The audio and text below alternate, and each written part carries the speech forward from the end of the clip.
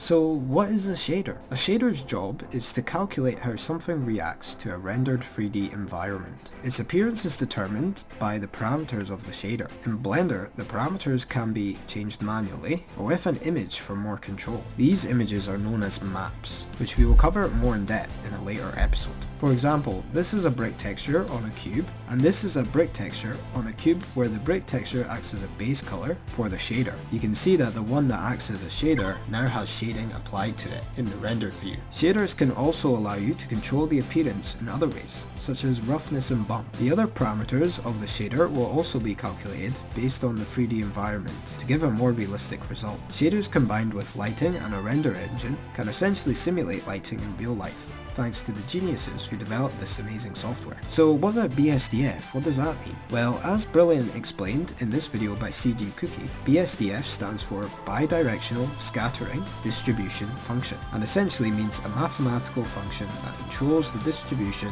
meaning spread of scattering, meaning scattering of light. Render engines in Blender. In Blender, under the Render Properties tab, which looks like a back of a camera, you can left click on Render Engine here, and we have three options: Eevee, Workbench, and Cycles. We are going to focus mainly on Eevee and Cycles in this course, but essentially from what I can gather, Workbench is a render engine used to preview your models, with the advantage of being fast. However, it's not usually used for final render in things like 3D art and animation. Eevee is a real-time engine, which allows us to create a final render quickly. I usually use this render engine for animations, such as fluid sims or 3D art. This engine is brilliant, but it sacrifices some of the quality that can be achieved with Cycles in the process of gaining more speed. Cycles is the best engine in Blender for creating really nice final renders. I will usually use this for a single image or an animation if I am feeling like I have a lot of time on my hands. It's noteworthy that the render times can generally be long for each frame,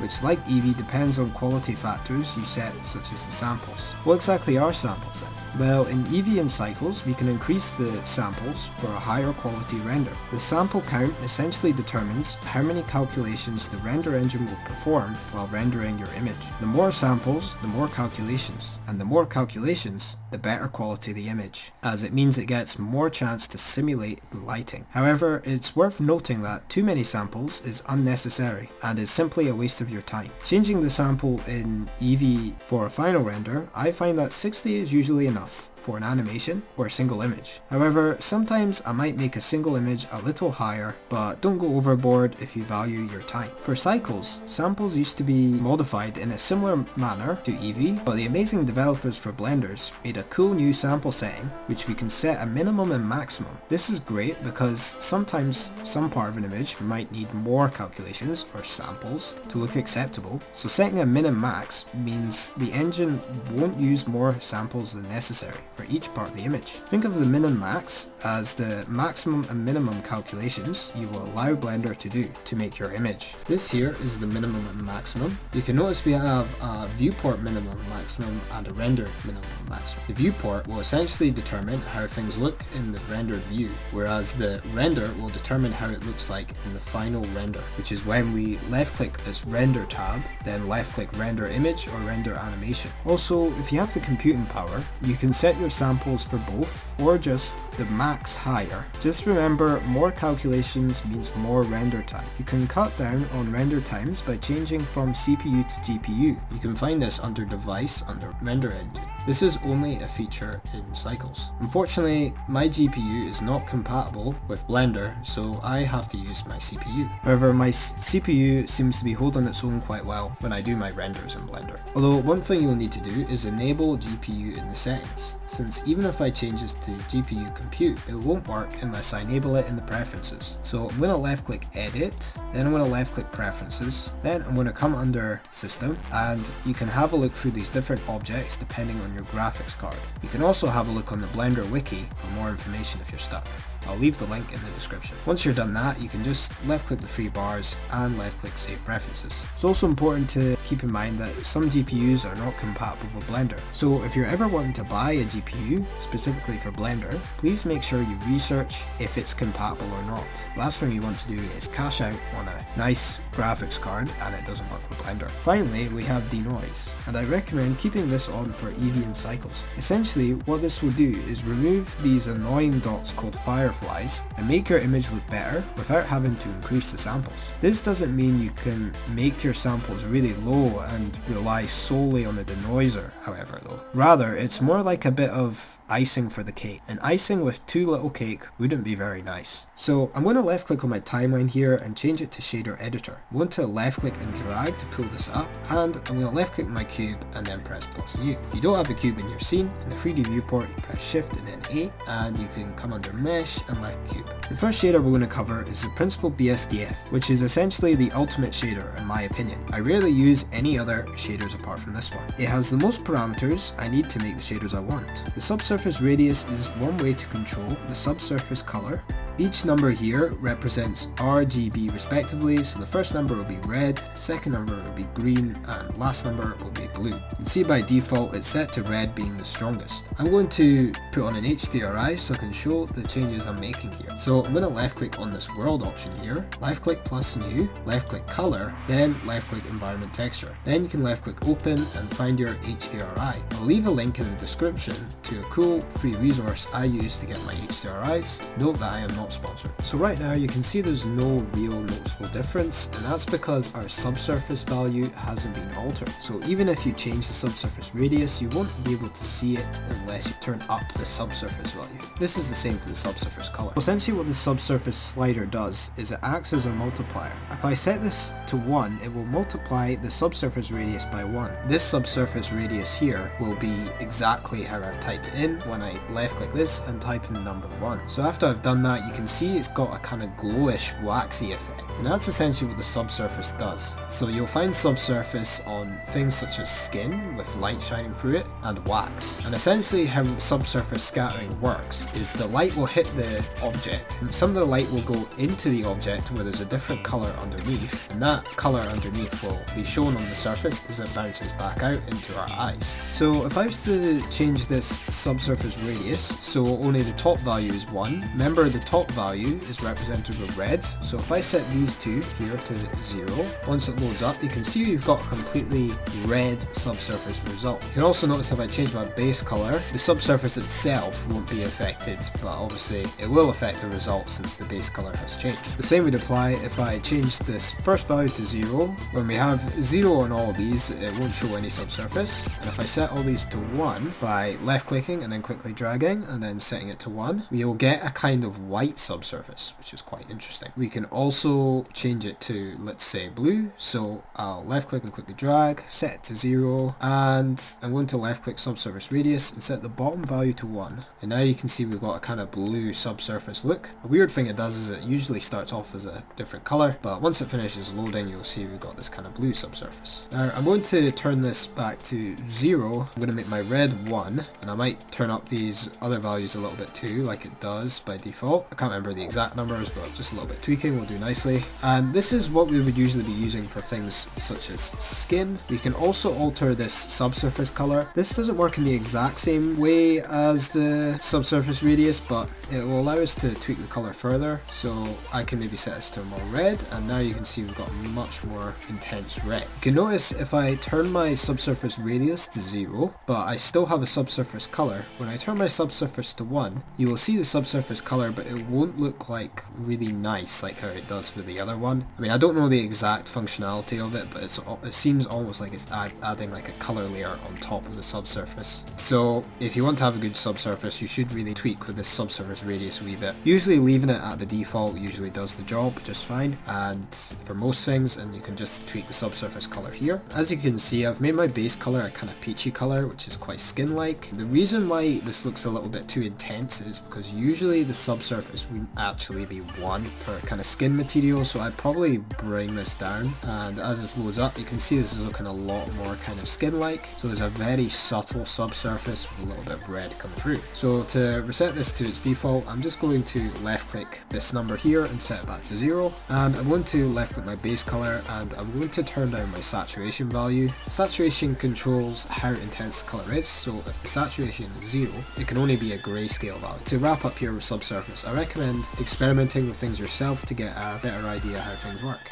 for metallic, never go between 0 and 1, because a material can only be metallic or non-metallic. I believe there are very few exceptions, but I personally have never used anything apart from 0 or 1. The only exception I can think of is maybe when you're using a metal map, there may be some values that kind of slide a little bit, and I personally would only really use metallic maps that are just 0 or 1. We'll explain maps in a later tutorial. So another thing to notice about metals is if I set this metallic to 1 here, and I'm going to turn my roughness down so metals will have much more noticeable reflections than non-metals. The reason behind this is because metals are not diffused, everything else is. So you might be wondering then, what exactly is diffusion? From what I can gather in material science, diffusion is when particles pass through the tiny gaps between the atoms of an object. Metal does not have diffusion, but objects that do, what essentially that means is, like, for example, the light particles will go into the material and kind of influence how we will see it. So because metallic doesn't have diffusion, it means that it won't be as heavily influenced by the color of light as, let's say, a non-metallic object. So if I turn this metallic down, you can see we still have some reflections here, but we can also see quite a bit of color from our surrounding environment, and I believe that is what the diffusion is causing. You can also notice if I change my base color for a non-metal here to, let's say, something like red, the reflections will become a lot more noticeable. I'm not exactly sure why this is, but essentially something that's white will not be so noticeable, but something that's black, the reflections become really noticeable. And in fact, when you set it to black, it almost looks metallic, although keep in mind it's not. When things are black, they seem less reflective on a metal, although keep in mind reflection on all objects are the same. It's just how things appear to our eye and roughness that affects things. And you can notice if I put it back up to white, you can see our reflections much clearer. To summarize here, materials should either be metallic or non-metallic. Non-metallic materials have a thing called diffusion, which means they are affected by the surrounding light more than metals. And the last thing to notice is for non-metallic materials, the darker the material is, the stronger the reflections will appear to our eyes. So next up we've got roughness, which I briefly touched on since we're covering metals. On metals, roughness has a more noticeable change than on a non-metallic material. This is because metal don't have diffusion, meaning the material appears less rough visually. However, when the roughness of a metal is really high, it looks a lot like the roughness of a non-metallic material. So if I turn this roughness all the way to 1, it's a lot harder to tell that this object is actually metallic and could easily be mistaken as a non-metallic material by the human eye. And for non-metals on the other hand, if I change this metallic value to 0 here, you can see there's only a very barely noticeable change because our roughness is 1. If I turn this back down to 0, as I mentioned earlier, the reflections, it will be a lot more clearer to see these reflections, but not as clear as with the metal because of the effects of diffusion. For specular, using a specular map can be great for realism, but leaving the value at 0.5 will suffice for most materials. There is a way to calculate specular. This would be the calculation here, and you can use that for a more accurate option, but most of the time leaving it at 0.5 is all you'll need to do. I recommend focusing on using the roughness value to control, and I'm using quotations here, reflectivity, but how we see those reflections is determined by the roughness. So roughness is a better parameter for determining how light will interact with the surface and how the reflections will look. If you turn the specular to 0, it removes all the reflections, even though the material with a low roughness should be reflecting light. Specular is almost like an on and off switch for how light will be seen, so I recommend just not touching it most of the time, unless you want to go for some kind of perhaps stylistic look. Anisotropic is where there's loads of visible or non-visible circular lines on a metal surface. Turn this on if you want your material to look like, such as under a kettle, a CD, a DVD. The reason I say CD and DVD is although you can't really see it, there are loads of tiny little indented circular lines causing this anisotropic effect. So coming back to my scene here, if I turn my metallic to 1 and I turn on my anisotropic, now usually this would be used on a more cylindrical or circular object, but technically we can use it on this cube object.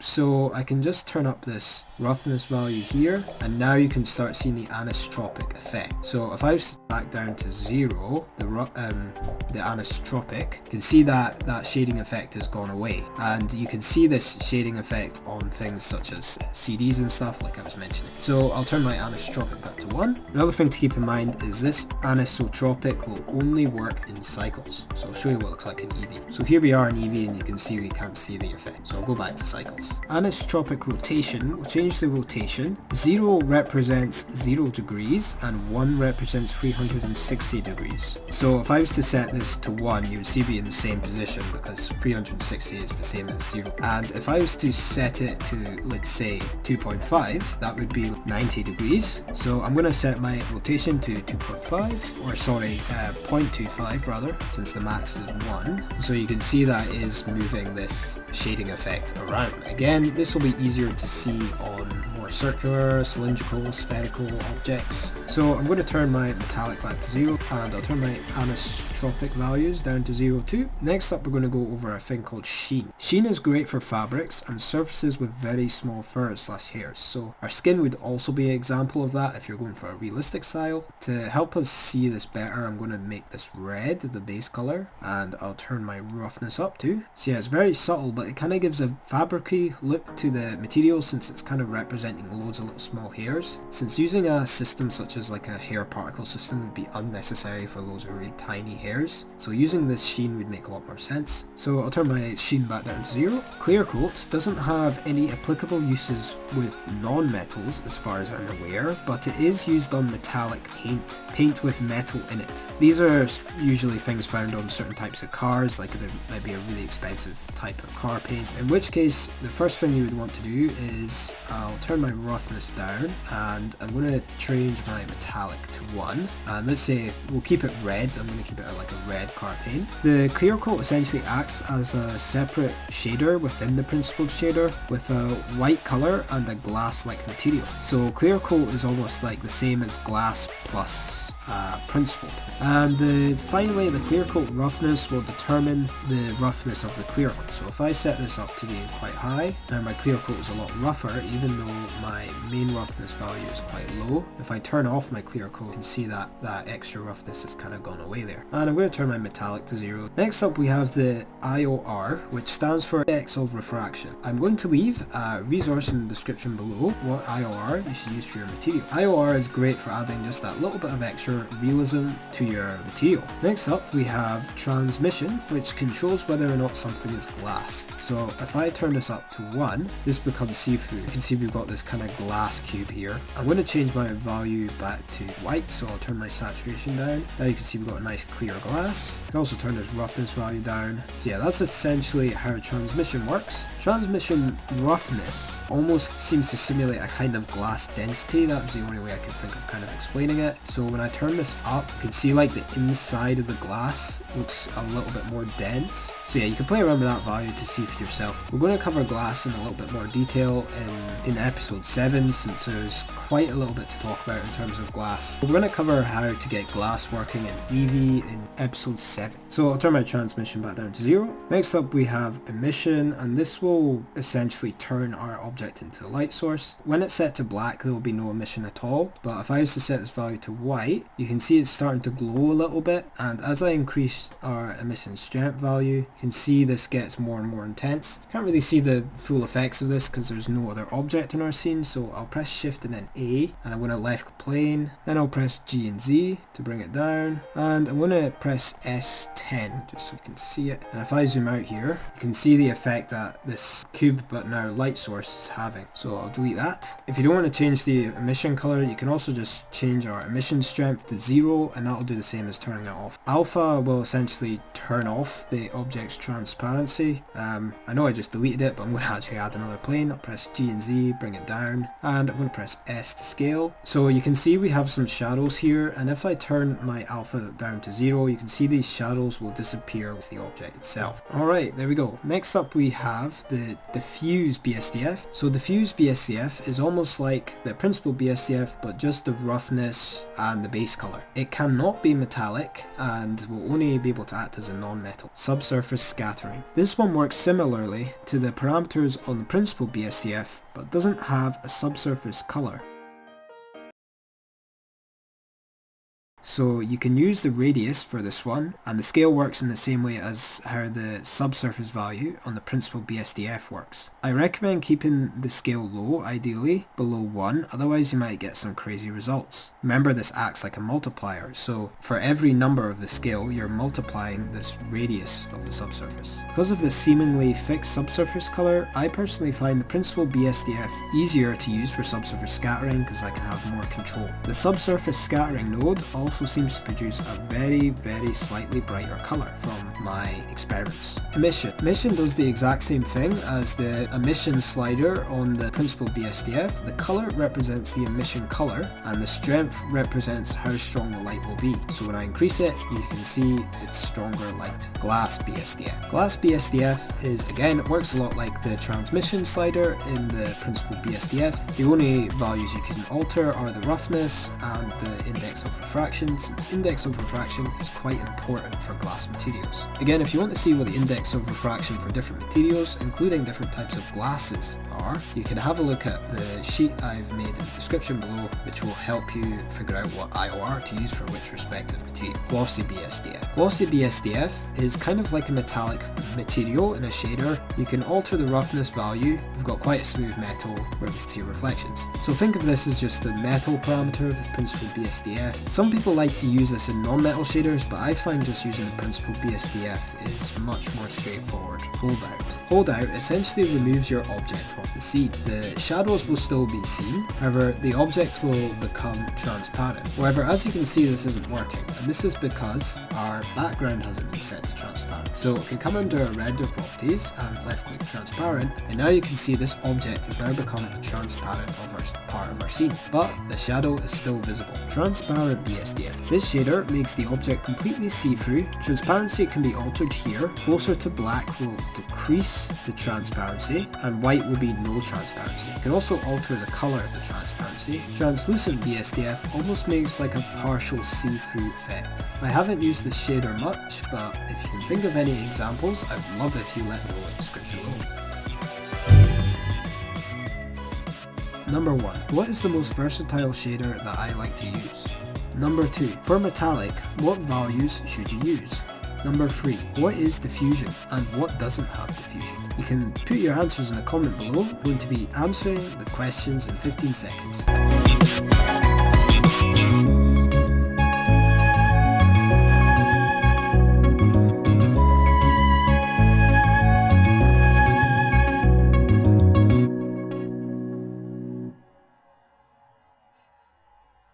Number 1. What is the most versatile shader that I like to use? That would be the principal BSDF, as it allows me to create pretty much all the materials I want to make.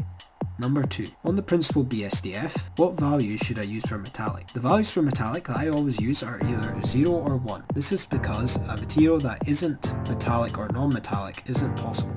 What is diffusion? Diffusion in material science is when particles pass through the atoms of an object, impacting how light affects the colour of the object. As for what has diffusion, all materials apart from metal seem to have diffusion. Well done for making it to the end, everyone. Next episode we're going to cover how to use the mix shader and add shader nodes. Thank you so much for watching and take care.